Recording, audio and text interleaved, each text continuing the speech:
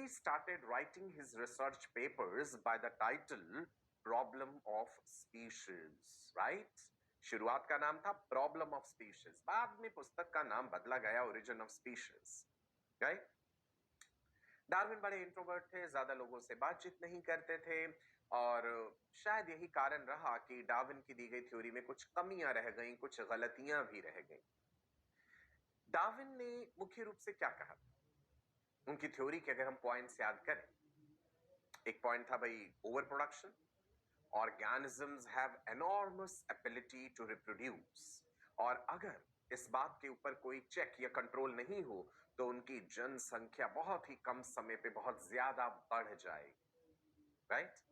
Second point था limited resources, food supply, shelter etcetera, ये चीजें लिमिटेड। अब लिमिटेड है अगर चीजें, तो स्वाभाविक सी बात है उन चीजों को पाने के लिए स्ट्रगल भी होगा, स्ट्रगल फॉर एग्जिस्टेंस। तीन तरह का स्ट्रगल मैंने आपको समझाया। इंट्रा स्पेसिफिक स्ट्रगल, यानी struggle among members of the same species for food, shelter, mating partner.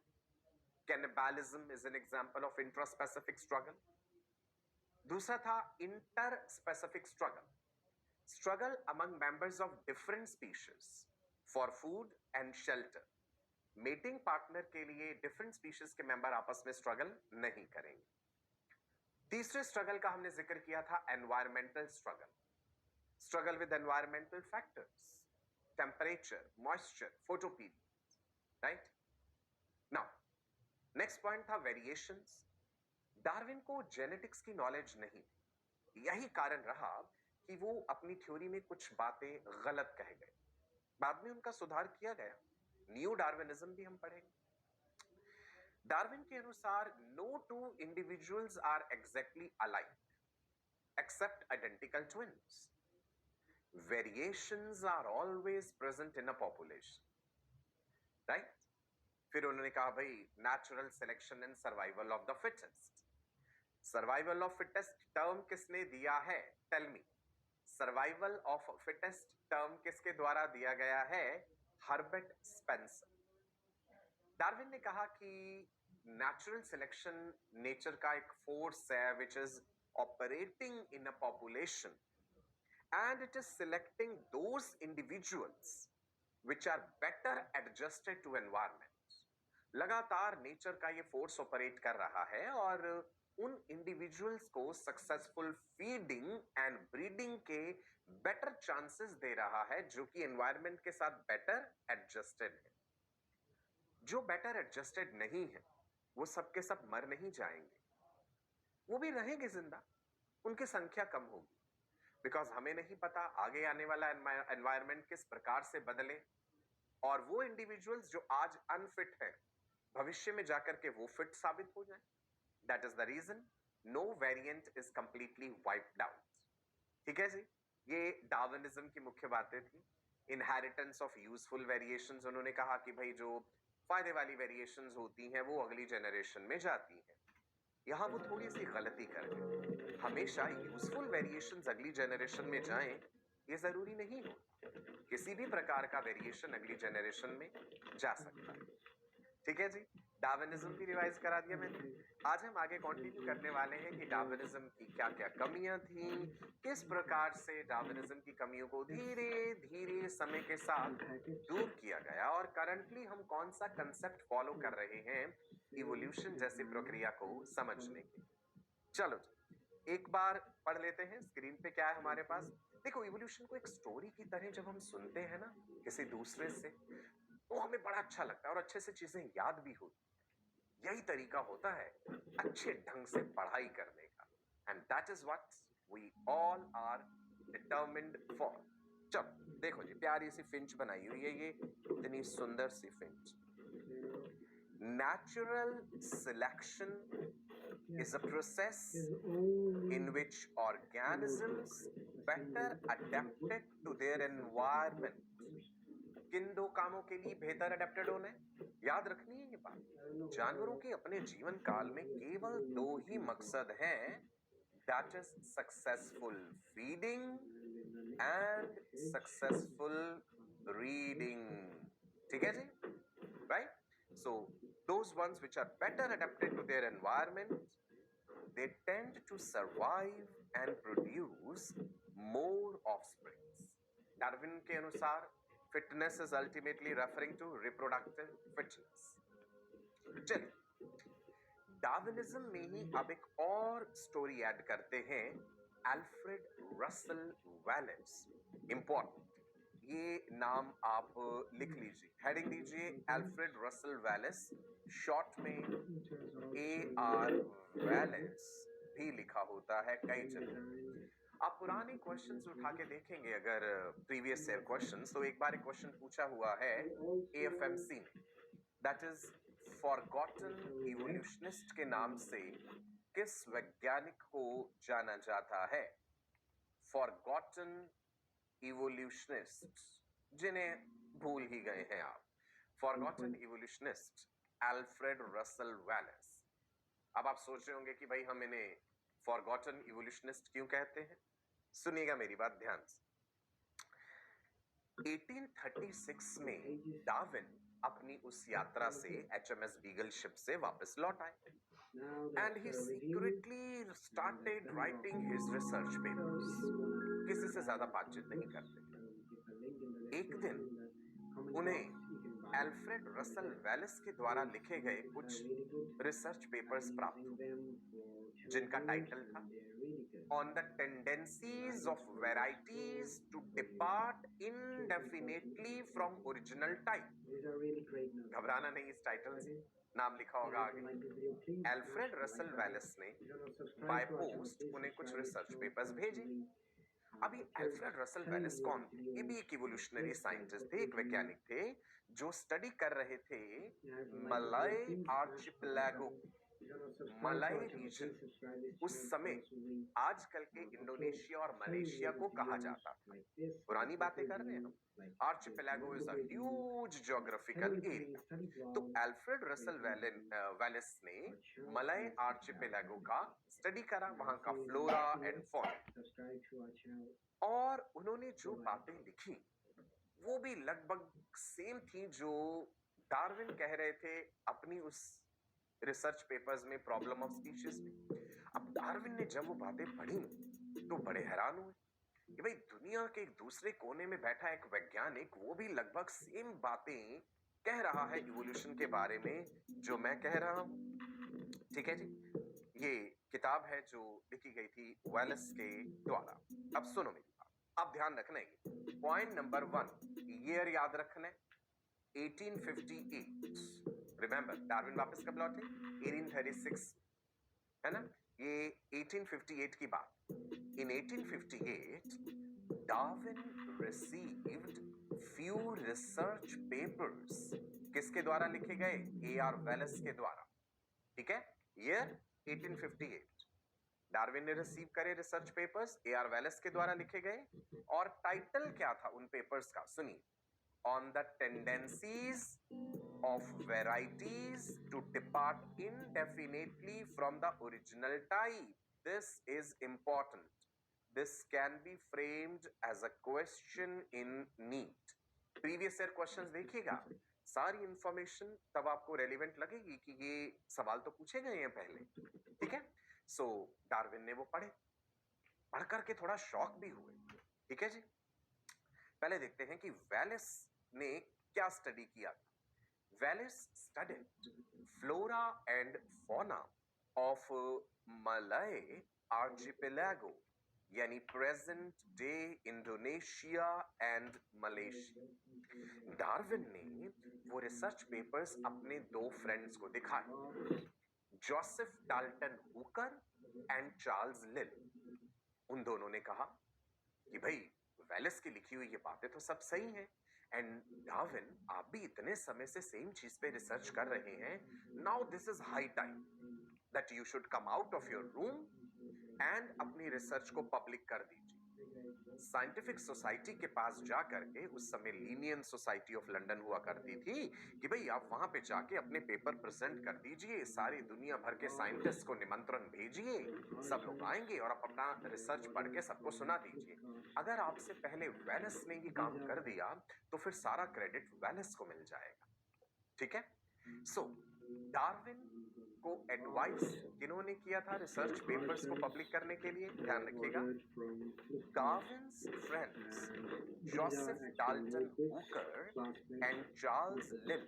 Charles लिल वही है जिनके द्वारा लिखी गई किताब प्रिंसिपल्स ऑफ जियोलॉजी डार्विन अपने साथ ले गए थे उस यात्रा के दौरान। याद है चार्ल्स लिल? बताया भी था प्रिंसिपल्स ऑफ जियोलॉजी वाली book. So Darwin's friends Joseph Dalton Hooker and Charles Lyell advised Darwin to present his research papers publicly. तो डार्विन ने उनकी बात सुनी, लेकिन अनफॉर्चुनेट जब लीनियन सोसाइटी ऑफ लंदन के सामने Joseph Dalton Hooker and Charles लिल ने वो पेपर्स वहां तक पहुंचाए, तो डार्विन वहां पहुंचे ही नहीं, ना ही वेलेस वहां पे आए, वेलेस को भी निमंत्रण भेजा गया। सो ना डार्विन पहुंचे उस सभा में, ना वेलेस पहुंचे, and their research papers were jointly read by Hooker and Lyell. Trust me, ये क्वेश्चन भी बहुत पहले एग्जाम्स में पूछा गया कि किसने पेपर प्रेजेंट किए थे लीनियन सोसाइटी ऑफ लंदन के सामने। सो सुनिए बेटा, अब जिक्र आ रहा है हुकर एंड लिल का, हेडिंग दे लीजिए हुकर एंड लिल। Hooker and Lill arranged paper presentations for Darwin and Wallace in front of Linnean Society of London. But unfortunately, both authors did not appear. न डार्विन वहां आए, न वेलेस वहां पे आए। तो उनके बिहाफ पे the papers were jointly read by Hooker and Lill. This question has been asked in previous years exams. ये क्वेश्चन पूछा हुआ, ठीक है जी। नीट में नहीं, पहले अलग अलग एग्जाम्स होते थे, AIPMT, DPMT, UPCPMT, AFMC, JIPMER, AIIMS. तो जब आप क्वेश्चन प्रैक्टिस करोगे तो प्रीवियस ईयर में एक्सक्लूसिवली नीट वाले क्वेश्चन तो बहुत कम ईयर्स के मिलेंगे आपको। नीट को शुरू में बहुत ज्यादा समय नहीं हुआ है, पहले हर स्टेट का अपना अलग एग्जाम होता था, AIPMT अलग एग्जाम होता था। तो जो भी आप किताबों से प्रीवियस ईयर क्वेश्चंस प्रैक्टिस करेंगे, आप देखेंगे वहां पे आपको इस तरह के सवाल मिलेंगे। तो आपका कॉन्फिडेंस डाउन ना हो कि भाई हमने तो ये पढ़ा ही नहीं, इसलिए हम आपको ये सारी इंफॉर्मेशन अपने लेक्चर्स में देते हैं। चलिए आगे बढ़ते हैं।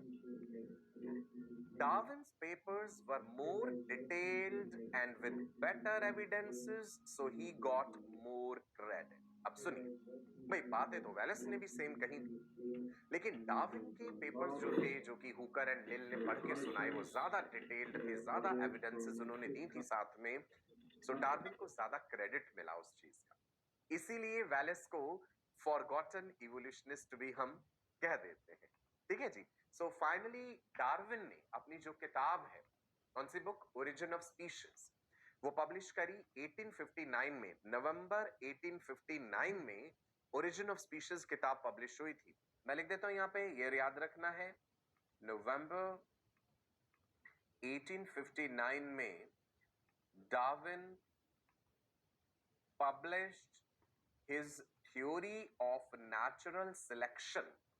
थ्योरी का नाम है theory of natural selection, in the book origin of species. Now this theory of natural selection, it is the most important theory of general biology and it has been jointly proposed by Darwin and Wallace. लेकिन ज्यादा credit हम Darwin को दे देते हैं। सो अगर पूछा जाए theory of natural selection, ये जो थ्योरी है, theory of natural selection, it has been jointly proposed, ध्यान रखिएगा ये बात इंपॉर्टेंट है, by Darwin and Wallace, jointly proposed by Darwin and Wallace, याद रहेगा, ठीक है। जब ये किताब आई मार्केट में, ओरिजिन ऑफ स्पीशीज, बहुत क्रिटिसिज्म डार्विन को फेस करना पड़ा। उस समय चर्च का बहुत दबदबा था, कोई भी बातें अगर आप कह रहे हैं जो रिलीजियस बिलीव्स के अगेंस्ट जा रही हैं, So then definitely आपको उसका कहते हैं ना कि क्रिटिसिज्म सहना पड़ेगा। फिर बहुत सारी किताबें जला दी गई डार्विन, उनके पोस्टर्स फाड़ दिए गए, बहुत अपमानित किया गया उन्हें कि डार्विन आप ये कैसे कह सकते हैं that humans, apes and monkeys are related. इंसान, ह्यूमंस तो we are at the top most of the evolutionary tree, हमें तो उस भगवान ने, उस परमात्मा ने बनाया है, और आप कह रहे हैं कि हम चिंपैंजीज, गोरिल्लाज, ओरंगुटन्स के साथ रिलेटेड। लेकिन जैसे जैसे समय बीतता गया, लोग इस बात को समझने लगे और कबूल करने लगे कि वाकई ही डार्विन जो कह रहे हैं वो सही कह रहे हैं। ठीक है ना। डार्विन की इस थ्योरी में भी कई कमियां थी, एकदम से सारी बातें तो सही नहीं थी। तो अब आपके सामने स्क्रीन पे क्या लिखा है, drawbacks of Darwin's theory of natural selection. क्या क्या कमियां रही उसमें। देखिए, the main drawback of the theory was lack of knowledge of genetics. Darwin को वेरिएशंस का पता तो था, उन्होंने वेरिएशंस के लिए टर्म यूज किया था स्पोर्ट्स, म्यूटेंट्स जो होते हैं उनको स्पोर्ट्स कहा था उन्होंने, SPORTS। But he failed to recognise the source of variation. ये वैरायटी का सोर्स क्या है वो नहीं समझ पाए थे। कैरेक्टर्स कैसे अगली जनरेशन में इनहेरिट होते हैं वो ये नहीं समझ पाए। याद है उन्होंने थ्योरी ऑफ पैनजेनेसिस भी दिया था, that every part of the body is producing a factor called pan gene or gamule, which is released into blood and it goes to reproductive organs and then it is passed on to the next generation through reproductive organs. याद है क्या नाम था उस theory का? Theory of pangenesis. Panspermia से confuse मत करना, वो आर्हेनियस एंड रिक्टर की दी हुई थ्योरी है। So theory of pangenesis Darwin ने दी थी to explain the transmission of characters to next generation, but it is completely discarded. ये बिल्कुल गलत है। तो मतलब वो हेरिडिटी, जेनेटिक्स के कंसेप्ट्स नहीं समझ पाए थे। हालांकि उस समय मेंडल का काम भी हो रखा था, याद कर लीजिएगा, है ना, Grigor John Mendel, P plant. लेकिन वहां अपनी लिमिटेशंस थी, पूरी दुनिया तक मेंडल की आवाज पहुंच ही नहीं पाई थी कई कारणों से, वो हमने जेनेटिक्स में पढ़ा था।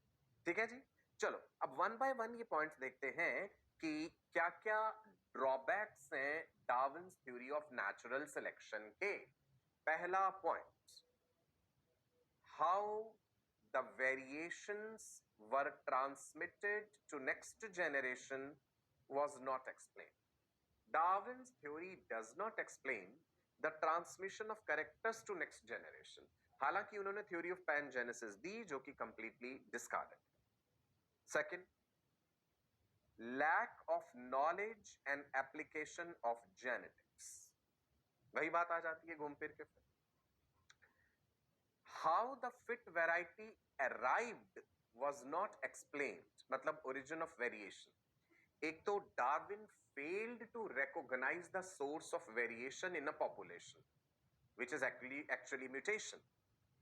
Though he knew about mutants, he used the term spores for mutations. ये ध्यान रखना, कई बार ये भी पूछ लेते हैं डार्विन ने mutations के लिए क्या टर्म यूज किया था, spores, but he said that these are of no evolutionary significance. Now सुनो, डार्विन की थ्योरी ये तो एक्सप्लेन करती है, the theory explains survival of the fittest, but it fails to explain arrival of the fittest. Darwin की theory explain करती है, the theory explains, आप लिख लेंगे ये पॉइंट, theory explains survival of fittest, जो बेहतर है, जो फिट है वो जिंदा रहेगा, but it fails to explain arrival of the fittest, जो फिट है वो आया कहां से, वो अलग क्यों है, मतलब ओरिजिन ऑफ वेरिएशन। ये अराइवल ऑफ फिटेस्ट के लिए ही टर्म यूज किया गया है।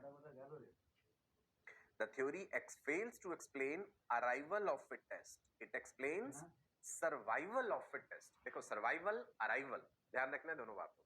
ठीक है जी। Now another important point, the theory does not explain presence of vestigial organs. इस थ्योरी के द्वारा वेस्टिजियल ऑर्गन्स की प्रेजेंस को एक्सप्लेन नहीं किया जा सकता। डार्विन ने कहा था that only favourable variations are passed on to next generation, है ना, यही कहा था। तो फिर वेस्टिजियल ऑर्गन्स क्यों प्रेजेंट? हम वेस्टिजियल ऑर्गन्स पढ़ेंगे आगे अभी। वेस्टिजियल ऑर्गन्स वो होते हैं which were functional in the past but are non-functional now or maybe functional but in some other related forms।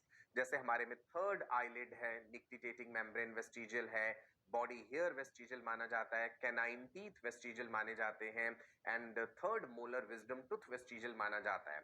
सो लोगों ने कहा कि भाई डार्विन, आप कह रहे हैं केवल बेहतर कैरेक्टर, फेवरेबल वेरिएशंस अगली जनरेशन में जाती हैं, तो फिर ये वेस्टिजियल ऑर्गन्स क्यों हैं? बात सही है, डार्विनिज्म से एक्सप्लेन नहीं होता। एक और चीज जो डार्विनिज्म से एक्सप्लेन नहीं होती है, presence of over specialised organs such as antlers of deer, tusks of elephants.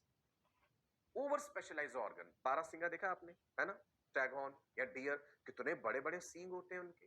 भाई इतने ओवर स्पेशलाइज्ड सींग होने का क्या फायदा?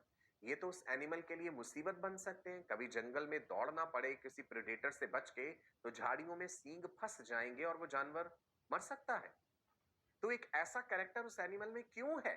नेचर ने एक ऐसे कैरेक्टर को बढ़ावा क्यों दिया जो किसी फायदे का नहीं है बल्कि मुसीबत बन सकता है?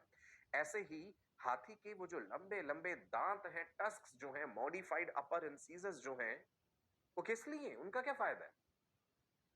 ये भी डार्विन के नेचुरल सिलेक्शन से एक्सप्लेन नहीं होता। ठीक है जी। सो डार्विन ने क्या करा? To explain the presence of these over specialised organs, Darwin gave theory of sexual selection. Important, natural selection के द्वारा कुछ बातें एक्सप्लेन नहीं हो सकती। सो डार्विन ने सेक्सुअल सिलेक्शन का ये कंसेप्ट दिया। ठीक है, सिलेक्शन को शॉर्ट फॉर्म में लिख दिया मैंने, ये रहा। डार्विन ने ये कहा कि भाई हर बात के पीछे नेचुरल सिलेक्शन का कारण ही मत ढूंढिए, कई और फैक्टर्स भी होते हैं। Natural selection is not the only reason for evolution, there are some other reasons also, जो कि सारे के सारे मुझे नहीं पता है। ये कहा था डार्विन। अब उन्होंने कहा कि ओवर स्पेशलाइज्ड ऑर्गन्स जो है ये मैं एक्सप्लेन कर सकता हूं सेक्सुअल सिलेक्शन के आधार पे। गौर से सुनिएगा, ये सेक्सुअल सिलेक्शन क्या है। He said that the members of a species, the male and the female members of a species, themselves decide कि उन्हें ऑपोजिट पार्टनर में कौन सा कैरेक्टर बेहतर लगता है। एक फीमेल डियर जो है एक मेल डियर की तरफ अट्रैक्ट होगी, है ना। जिस मेल में ज्यादा intricate, complex, elaborative, beautiful, dominant features होंगे, फीमेल उसकी तरफ ज्यादा आकर्षित होगी, है ना, ताकि जब वो उसके साथ मेट करे, कॉप्युलेट करे, तो अगली जनरेशन में वो बेहतर कैरेक्टर जाने की प्रोबेबिलिटी उतनी ही ज्यादा हो। So female will always be attracted towards that mail who is more dominant, having a powerful position in the society, right, who is having more elaborative features. जैसे अगर आप बात करें बर्ड्स की, तो बर्ड्स में जो मेल बर्ड्स हैं वो ज्यादा सुंदर है, ज्यादा उनके पास कलरफुल प्लूमेज है। मोर के पंख आप देखिए, मोरनी जो है, पी हेन जो है, वो उतनी सुंदर नहीं होती। पूरी एनिमल किंगडम में आप ये चीज देखेंगे, it is the male animal which is more beautiful, which has more elaborative, complex features, more attractive features. But let me tell you, जैसे जैसे ये इवोल्यूशन ह्यूमंस तक पहुंचा, बातें कुछ रिवर्स होती गई। ह्यूमंस में we say female is more beautiful, she has more beautiful features, है ना। अब ऐसा क्यों हुआ है ये भी हम जानेंगे। ठीक है जी, मैं जानवरों की बात बता रहा हूं फिलहाल। सो डार्विन ने कहा कि जो आप ओवर स्पेशलाइज्ड ऑर्गन्स की बात कर रहे हैं, ये नेचुरल सिलेक्शन के आधार पे एक्सप्लेन नहीं हो सकता, ये सेक्सुअल सिलेक्शन के आधार पे एक्सप्लेन होगा कि उस पर्टिकुलर स्पीशीज के मेंबर्स ने, मेल एंड फीमेल ने स्वयं ये डिसाइड कर रखा है कि उन्हें ऑपोजिट पार्टनर में कौन सा फीचर ज्यादा बेहतर नजर आ रहा है। Is it clear? इसीलिए वो फीचर आगे बढ़ता जा रहा है। Got it? राइट, चलो आगे बढ़े। डार्विनिज्म का क्रिटिसिज्म हम पढ़ रहे हैं। डार्विन ने वेरिएशंस को स्लो, स्मॉल एंड कॉन्टिन्यूस, उन्होंने कहा कि जो वेरिएशंस हैं दे वेरी स्लो, बहुत धीमी प्रक्रिया है, ये छोटे छोटे वेरिएशंस ही होते हैं, और ये कॉन्टिन्यूस है। कॉन्टिन्यूस का मतलब है यहाँ पे कि एक पेरेंटल जनरेशन है और उनके नेक्स्ट जनरेशन जो आई, उनके बच्चे जो होंगे, उनमें वेरिएशंस आएंगी, परंतु वो पेरेंटल जेनरेशन के आसपास ही रहेगा वो वेरिएशन। अगर पेरेंट्स का कॉम्प्लेक्शन ऐसा है जैसा आपका ये हमारा है इंडियन कॉम्प्लेक्शन जिसे हम कहते हैं, तो बच्चों का जो है कॉम्प्लेक्शन वो लगभग पेरेंट्स के आसपास होगा, 19-21 ही होगा, वो कोई ड्रास्टिकली डिफरेंट नहीं हो सकता, ये डार्विन का मानना था। So he considered variations as slow small continuous, right. एक और बात उन्होंने कहा था, इनहेरिटेंस ऑफ केवल यूजफुल वेरिएशंस होता है, ऐसे नहीं होता। चाहे कोई नॉन यूजफुल वेरिएशन है वो भी अगली जनरेशन में जाएगा, कोई नेगेटिव वेरिएशन है वो भी अगली जनरेशन में जाएगा। इनहेरिटेंस ये नहीं देखेगा कि किस वेरिएशन को अगली जनरेशन में ले जाना है और किसे नहीं ले जाना है। सो ऑल इन ऑल नतीजा ये निकलता है कि डार्विन ने इवोल्यूशन का कंसेप्ट तो दे दिया सही, परंतु जो गलतियां हुई वो किस कारण से हो गई कि उन्हें जेनेटिक्स की नॉलेज नहीं, right. Any variation without a genetic base is of no evolutionary significance. ये बड़ी ध्यान रखने वाली बात है, एक जेनेटिक आधार होना जरूरी है और इसके लिए जेनेटिक्स का ज्ञान होना जरूरी। तो हम पढ़ेंगे आगे, जैसे जैसे हम modern synthetic theory of evolution की तरफ बढ़ेंगे, सो आप देखेंगे कि अब करंट कंसेप्ट में हम जेनेटिक्स की नॉलेज को इनकॉर्पोरेट करके चलते हैं इवोल्यूशन को समझने के लिए। चल, डार्विन ने केवल एक ही किताब नहीं लिखी है, ओरिजिन ऑफ स्पीशीज। हेडिंग दीजिए, बुक्स रिटन बाय डार्विन। और भी कई किताबें हैं, कई बार इस पे भी क्वेश्चन पूछ लेते हैं। Number 1, expression of emotions in animals. क्या जानवरों के भी इमोशन होते हैं? सेकंड, इंसेक्टिवोरस प्लांट्स, जैसे आपने पिक्चर प्लांट के बारे में पढ़ा है ना, वीनस फ्लाई ट्रैप के बारे में पढ़ा है। सो इंसेक्टिवोरस प्लांट्स पे किताब लिखी है। ये वाली मशहूर है किताब, variations under domestication. This is important, ये याद रख लीजिएगा। Another, descent of man and selection in relation to sex. This is also important. दो याद रख लीजिएगा, काफी है। So मैं आपको बता रहा हूं other books by Darwin, other than what? Other than this Origin of Species. Number 1 is Expression of Emotions in Animals. Number 2 is Insectivorous Plants. Number 3 is Variations under Domestication. And then number 4, Descent of Man and Selection in relation to Sex. Darwin ने कुछ और theories भी दी हैं, जिसमें से ये तो मैंने अभी अभी बताई, थ्योरी ऑफ सेक्सुअल सिलेक्शन, ये भी बता दी थी, थ्योरी ऑफ पैनजेनेसिस।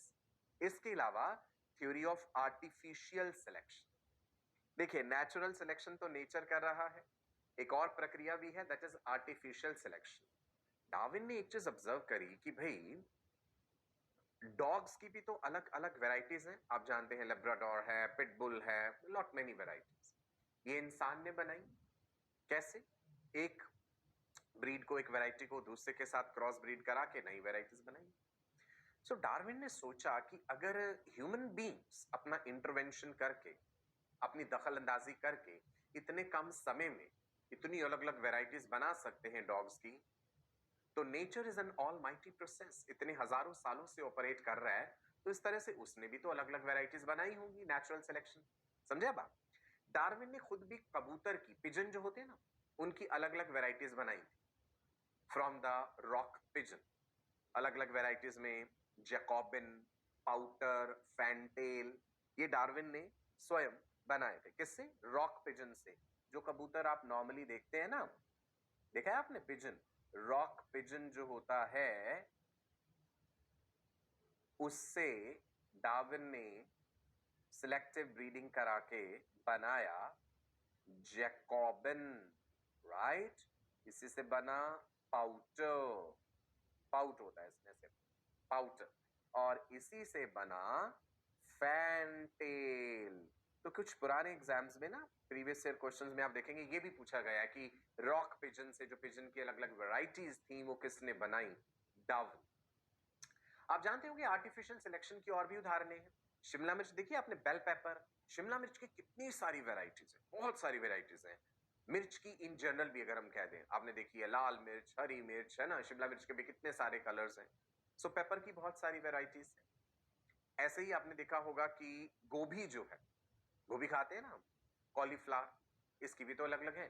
कैबेज देखिए आपने, केल देखी होगी, ब्रसेल्स स्प्राउट्स से, ये सब मस्टर्ड प्लांट जो है सरसों के पौधे से आर्टिफिशियल सिलेक्शन के जरिए बनी है। ऐसे हॉर्सेस की वेराइटीज भी हैं, डक्स की वेराइटी हैं, बहुत सारी हैं। सो नेचर के अलावा ह्यूमंस भी आर्टिफिशियल सिलेक्शन करवा के अलग अलग वेराइटीज बना सकते हैं। So artificial selection is by humans, natural selection is by nature. दोनों प्रक्रियाओं में फर्क है। अगर मैं नेचुरल सिलेक्शन और आर्टिफिशियल सिलेक्शन को कंपेयर करूं तो सुनिए, natural selection is done by nature on a large scale, artificial selection is done by humans on a small scale in the laboratory. Natural selection is by nature on a large scale throughout the world. Natural selection is a slow and time consuming process. इसके नतीजे आने में समय लगेगा, हजारों साल लग सकते, लेकिन आर्टिफिशियल सिलेक्शन के नतीजे जल्दी ही आपके सामने होते हैं, है ना? नेचुरल सिलेक्शन में नेचर जो ट्रेट सिलेक्ट करेगा बढ़ावा देने के लिए, वो किसके लिए फायदेमंद होगा? For the species. In natural selection the trait selected is beneficial to the species, लेकिन आर्टिफिशियल सिलेक्शन वो तो हम अपने फायदे के लिए कर रहे हैं। The trait selected is beneficial to humans. अगर आप ऐसी गाय भैंसों की वेराइटीज बना रहे हैं जो ज्यादा दूध देंगी, तो वो हमारे लिए फायदेमंद वाली बात है ना। हम एनिमल को एक्सप्लॉइट करना चाह रहे हैं उसमें। Got it? Natural selection and artificial selection. Artificial selection में पिजन का एग्जांपल दिया, डॉग्स का एग्जांपल दिया मैंने, इसके अलावा मैंने आपको गोभी का एग्जांपल भी दिया है आर्टिफिशियल सिलेक्शन में, ठीक है जी। पेपर का भी एग्जांपल दिया। ओके, आगे बढ़ते हैं जी। इन नवंबर 1859, देखिए अभी डार्विनिज्म में ही है हम, Darwin published his theory of natural selection in the book origin of species. ये ईयर याद रखना है, नवंबर 1859 में। देखो कब से कहानी शुरू हुई थी, 1831 में वो HMS बीगल शिप पे गए थे, 1836 में लौटे थे। कितना समय लग गया फाइनली इस थ्योरी को पब्लिश होने। एक्चुअल नाम जो है किताब का काफी बड़ा है, ये बात भी बताई थी मैंने आपको। The actual name of the book is On the Origin of Species by Means of Natural Selection, or The Preservation of Favored Races in the Struggle for Life. आपको ये पूरा नाम याद रखने की जरूरत नहीं है, सिर्फ आपकी जानकारी के लिए मैंने आपको ये बताया। Next point, theory of natural selection. It is the most important theory of general biology and it has been jointly proposed, ये बात ध्यान रखना भाई, jointly proposed हुई है by Darwin and Alfred Russel Wallace, जिन्होंने मलाय आर्चिपेलागो को स्टडी करा।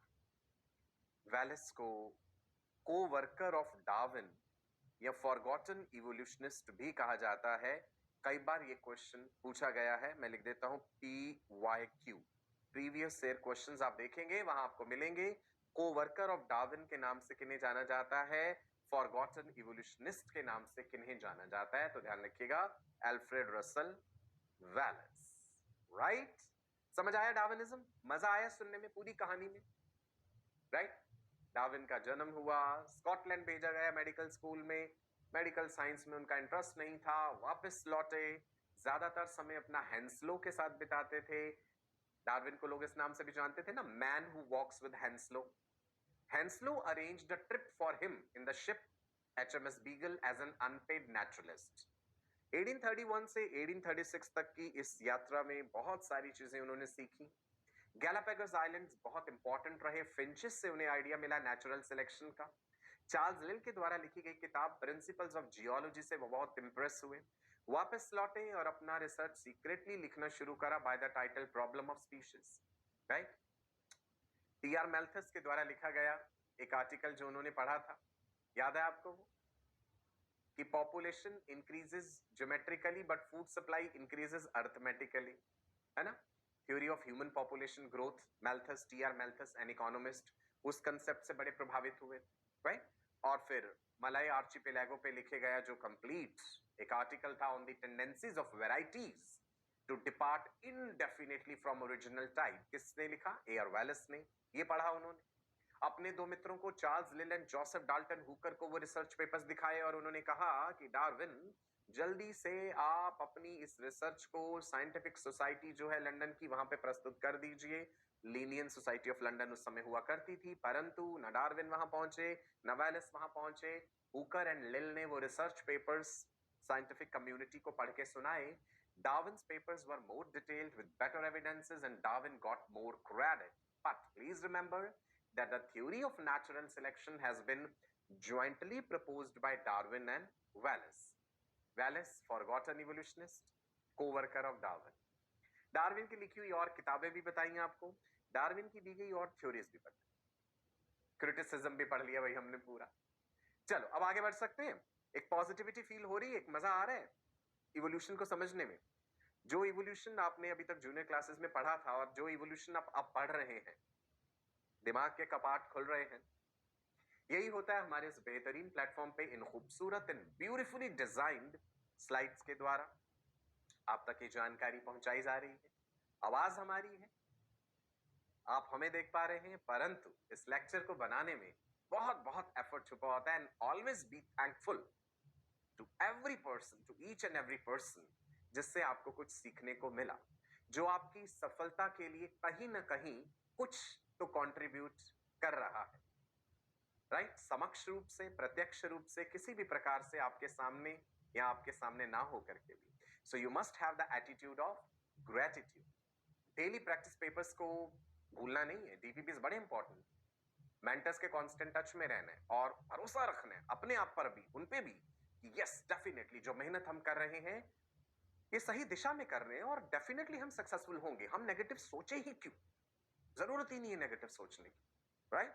चलो, is selection always natural?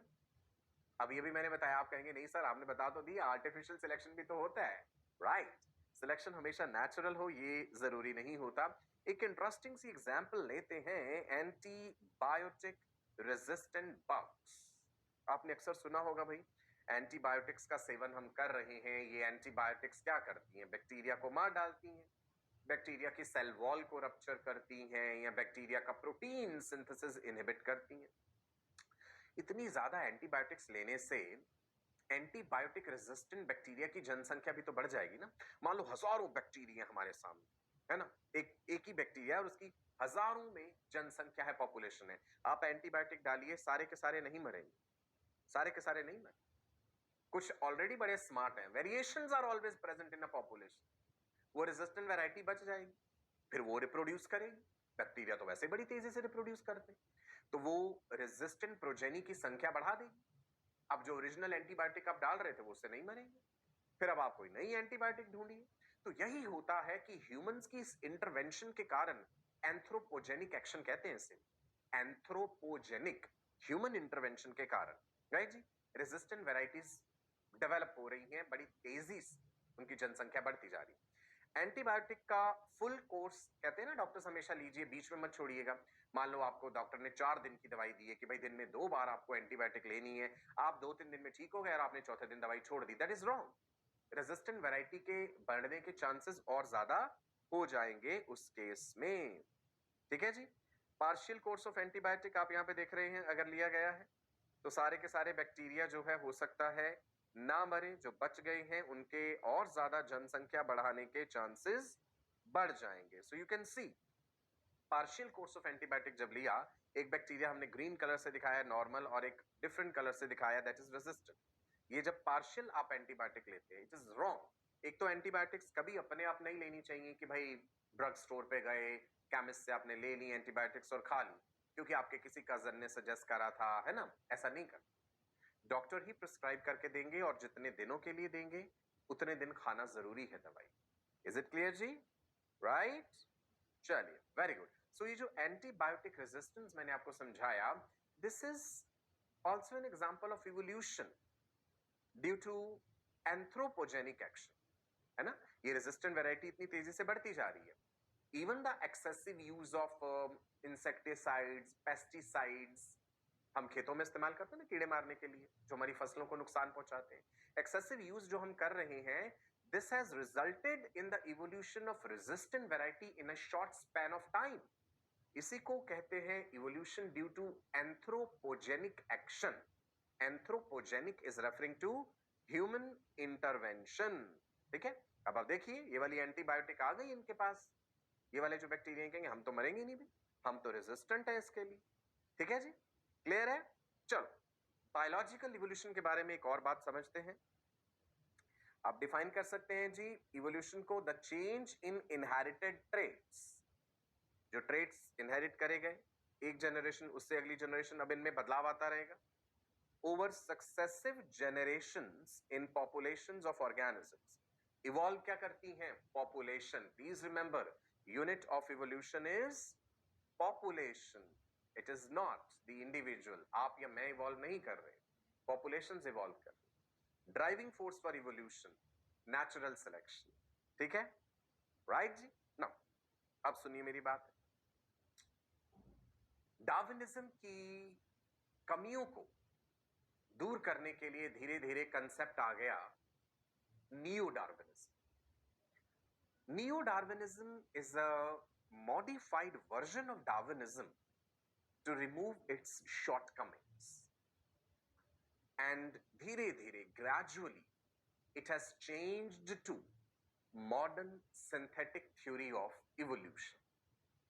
Neo Darwinism ही धीरे धीरे बदल गया modern synthetic theory of evolution में।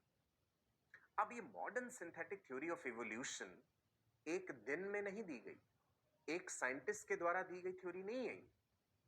It has developed over a period of many years, and many different scientists have contributed to this modern synthetic theory. अलग अलग वैज्ञानिकों ने इसमें अपना योगदान अलग अलग समय पे दिया है, जिसमें एक इंपॉर्टेंट कंट्रीब्यूशन है ह्यूगो डीवरीज का। डीवरीज का नाम सुनते ही आपको म्यूटेशन टर्म याद आता होगा। सो म्यूटेशन थ्योरी जो है वो ह्यूगो डीवरीज के द्वारा दी गई है। डॉब्जेंस्की का अपना contribution, Dobzhansky worked on drosophila population. Dobzhansky की एक हमेशा फेमस स्टेटमेंट आपको मैं बताता हूं, दैट इज, याद है आपको, the famous statement given by Dobzhansky, nothing in biology makes sense except in the light of evolution. Nothing in biology makes sense except in the light of evolution, ये Dobzhansky ने कहा था। डॉब्जेंस्की ने एक किताब भी लिखी है, genetics and origin of species. सिर्फ ओरिजिन ऑफ स्पीशीज डार्विन की, genetics and origin of species Dobzhansky. ठीक है, सो अलग अलग वैज्ञानिकों ने अलग अलग फील्ड्स की नॉलेज डाली है इस मॉडर्न सिंथेटिक थ्योरी में, जिससे फाइनली उभर के ये थ्योरी बन पाई। It incorporates the knowledge of genetics, cell biology, developmental biology, paleontology, taxonomy, biochemistry, अलग अलग क्षेत्रों की नॉलेज इवोल्यूशन के साथ मिल जाती है जब, तब बनती है फिर ये modern synthetic theory of evolution, जो हमने नेक्स्ट पढ़नी है, जिसमें मुख्य रूप से मैं आपको म्यूटेशन थ्योरी के बारे में बताऊंगा। आप देख लीजिए स्क्रीन पे, आप देख पा रहे हैं म्यूटेशन थ्योरी, और ये दी गई है ह्यूगो मैरी डीवरीज। तो सिंपली हम ह्यूगो डीवरीज के नाम से भी इन्हें जानते हैं। ह्यूगो डीवरीज ने एक प्लांट पे काम करा था, दैट इज ओइनोथेरा लेमार्कियाना, इवनिंग प्रिमरोज। इस प्लांट को उन्होंने सेल्फ पॉलिनेट करा कई जनरेशंस तक, है ना, और हर जनरेशन में उन्हें अलग तरह के प्लांट्स मिलते गए। पेरेंटल जनरेशन के प्लांट्स को ब्रीड कराया, नेक्स्ट जनरेशन में majority plants were like parents, थोड़े से प्लांट्स डिफरेंट थे, फिर इनका सेल्फ पॉलिनेशन करा, है ना, और सेल्फ पॉलिनेशन में इन्हें फिर वैरायटी मिलती गई। वो हम अपने अगले सेशन में डिस्कस करेंगे कि क्या थी म्यूटेशन थ्योरी, एंड इसके अलावा एविडेंसेस का भी जिक्र करेंगे इवोल्यूशन को लेकर के, क्या क्या अलग अलग एविडेंसेस है। राइट जी, मैं आपका अपना डॉक्टर सचिन कपूर फिर आपसे मिलूंगा। तब तक के लिए नमस्कार, bye bye, God bless you all, wish you all a very very bright and prosperous future. हिम्मत बनाए रखिए, समय धीरे धीरे बीत रहा है। नीट का एग्जाम जब होगा तो आपके अंदर इतना कॉन्फिडेंस होगा कि yes, I will get the best rank in neat and I want a top most medical college. Daily practice papers को प्रैक्टिस करना मत भूलिएगा, मेंटर्स के कांस्टेंट संपर्क में रहिएगा। नमस्कार, bye bye, God bless you all.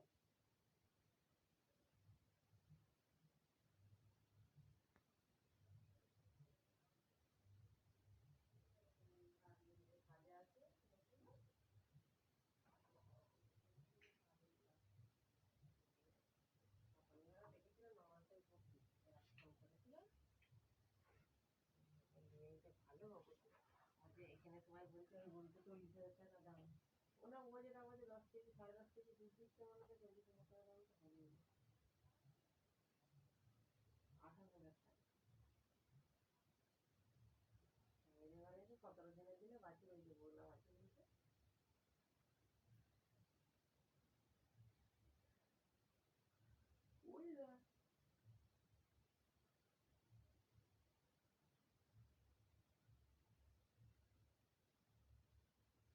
ওই তো 4 বার দর 4.5 কেজি দেয়।